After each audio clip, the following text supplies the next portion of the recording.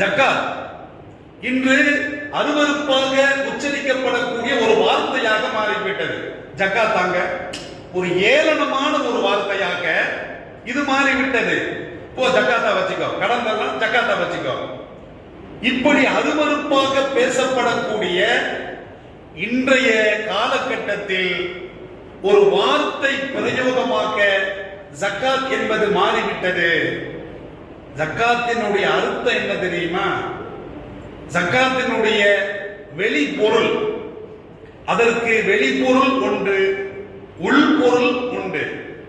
ஜக்காத்தினுடைய வெளிப்பொருள் என்பது கடமையான அந்த ஜக்காத் நிதியிலிருந்து நாம் அப்படியே எடுத்து இதர பொருளாதாரத்தோடு கலந்து விடாமல் எந்த அளவுக்கு ஜக்காத் விதியாக்கப்பட்டதோ அந்த அளவு பணம் காசுகளை நாம் நமது இதர பொருளாதாரத்தில் இருந்து அப்படியே எடுத்து கலற்றி வைத்து நிறைவேற்றி விடுகின்ற பொழுது என்ன ஆகுது அப்படின்னா நம்முடைய இதர பொருளாதாரம் தூய்மையாகிறது.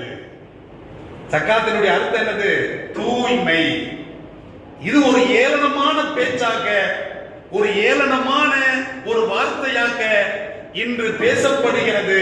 கண்ணியமிக்கவர்களே, அப்படி கிடையாது. ஜக்காத் என்று சொன்னால் தூய்மை. அல் குர்ஆன்ல அல்லாஹ் ரப்பல் ஆலமீன் சொல்லுகின்ற பொழுது கத் அஃப்லஹ மன் தஸக்கா, ஜக்காத் என்ற வார்த்தையை பயன்படுத்துறான். யார் தூய்மை அடைந்து விட்டாரோ அவர் நிச்சயமாக வெற்றி பெற்று விட்டார்.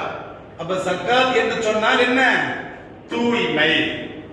அப்ப நமது பொருளாதாரத்திலிருந்து கடமையான ஜக்காத் பொருளை நாம் அப்படியே எடுத்து கொடுத்து விடுகின்ற பொழுது இதர பொருளாதாரம் தூய்மை பெறுகிறது, சுத்தம் பெறுகிறது. கண்ணியமிக்கவர்களே, இது வெளிப்படையான ஒரு அர்த்தம். உள்ரங்கமான ஒரு அர்த்தம் இருக்கிறது. ஜக்காத் என்று சொன்னால் அல்லாஹ் அல்லாதவற்றை நாம் நமது மனதில் இருந்து அதனுடைய ஆசையை கலற்றிவிட்டு மனசை தூய்மையாக்குவது. ஜக்காத் என்னது? பொருளின் மீது மோகம் மனுஷனுக்கு மனசுல இருக்குது.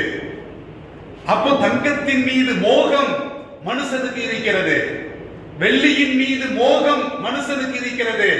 زُيِّنَ لِلنَّاسِ حُبُّ الشَّهَوَاتِ مِنَ النِّسَاءِ وَالْبَنِينَ وَالْقَنَاطِيرِ الْمُقَنطَرَةِ مِنَ الذَّهَبِ وَالْفِضَّةِ وَالْخَيْلِ الْمُسَوَّمَةِ وَالْأَنْعَامِ وَالْحَرْثِ